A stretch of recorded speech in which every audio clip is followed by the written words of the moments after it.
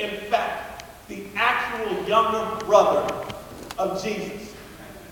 But initially, he was estranged from his older brother. He did not believe that Jesus was indeed the Messiah.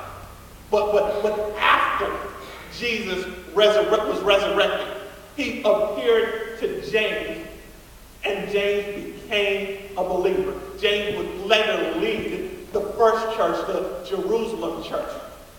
He calls himself the slave of his older brother.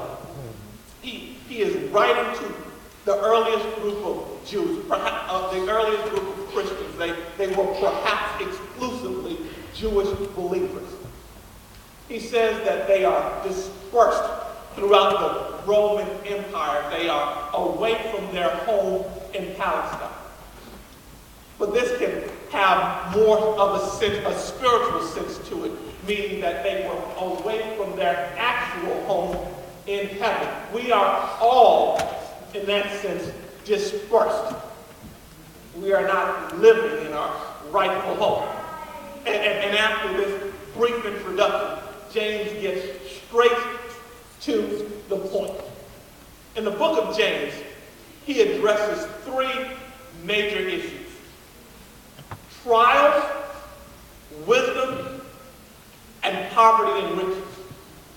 And Paul, he after his introduction, he typically has a thanksgiving. But James goes straight into the first major theme that he will be addressing in the book, that of trials. He will later develop this theme in chapter 1, verses 8 through 12, and again in chapter 4, verses 12 through chapter 5, verse 18. But before addressing the issues of trials in a grander scale, James sets the tone for how a Christian is to live when facing trials. James writes, though it may seem impossible for us to rejoice in our trials, we can get joy through our trials.